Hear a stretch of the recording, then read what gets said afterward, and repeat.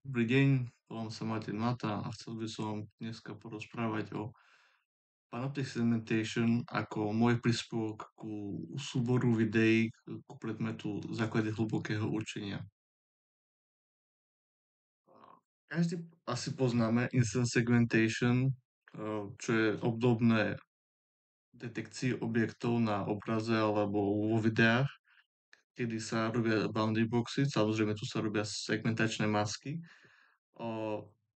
Je to dosť podobné tomu, okrem toho, že navyše sa tam robí aj semantická segmentácia, v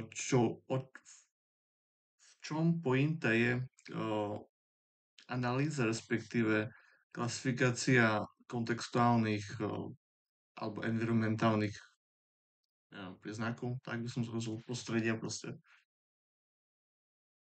Klasifikácia prostredia v rámci tiež svojich osobných tried.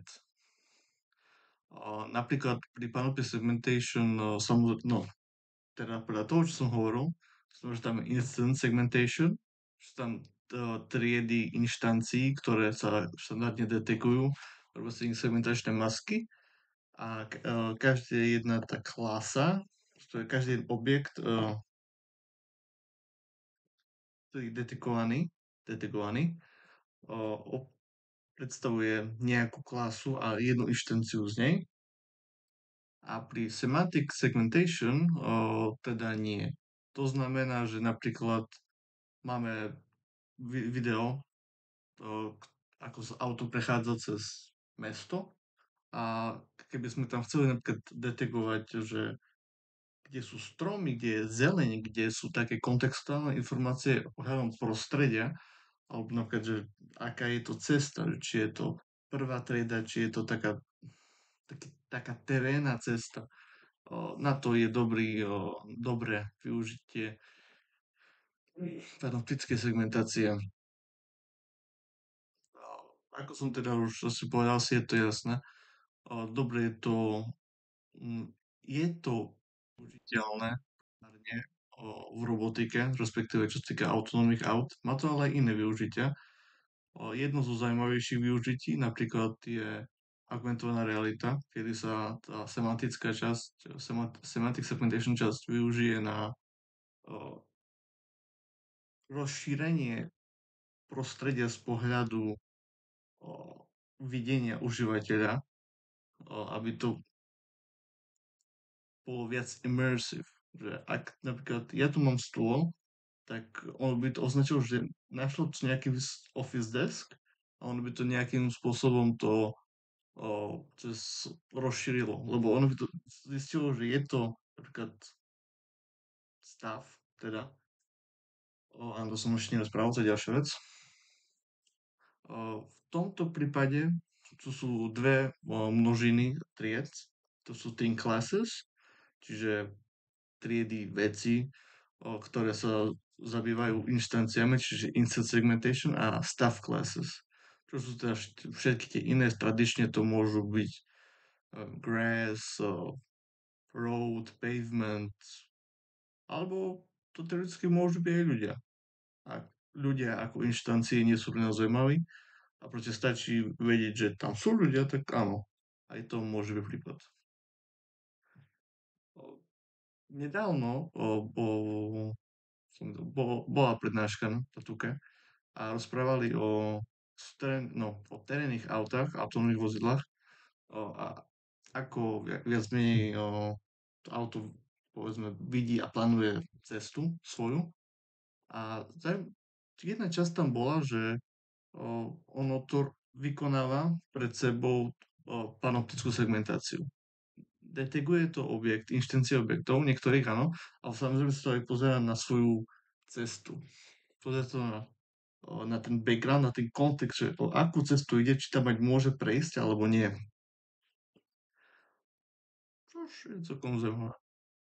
A mimo toho sú aj také menej zaujímavé využitia, napríklad pri MRI tých skenov, že napríklad všetko, čo je nezaujímavé, sa osegmentuje a to, čo je ako keby zaujímavé voči nejakým chorobám, tak to tam ostane, ale na toto najprv musí byť korektne naučené a identifikované v zmysle tým klasy, že toto je pre mňa zaujímavé, tieto dané objekty sú pre mňa zaujímavé a všetko ostatné je teda je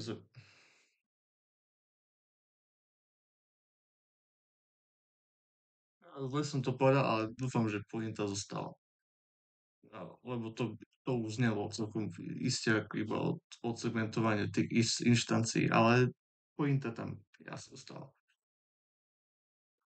Robí sa to v podstate iba tak, je to celkom zložité, ale inštantná segmentácia je klasický RPN, respektíve my predikujeme nie len bounding boxy, ale segmentácie. Robíme to cez Region Propulsion Generator. Uh, áno, kde teda testujeme naše predikcie voči Object Score. Na druhú stranu tam máme Semantic Head, máme tam Instance Head, Semantic Head a Semantic Head sa pozerá na pik- pixel-wise, jak to povedať, prechádza to obrázkom a každému jednému pixelu priraďuje label. Ale ten label nepriraďuje len čisto z toho, že OK, toto je červený pixel, tak je to taká klasa zo stav classes, to je dôležité, ale z hľadiska trošku širšieho, ale stále je to pixelové v zmysle, že to priraďuje jednotlivým pixelom klasy. A z čoho teda potom máme semantické masky, ktoré vieme využiť napríklad pri Groundhog, lebo keď sa to trénuje, tak človek nemôže mať iba olabelované tieto JSOny, ale potrebuje aj tieto o, semantické masky na background stuff. A to je za mňa všetko. Dúfam, že to bolo stačujúce. To stále oblasť, v ktorej neviem až tak veľa, hoci trošku v nej robím, ale dúfam, že to bolo podstate. Pekný deň.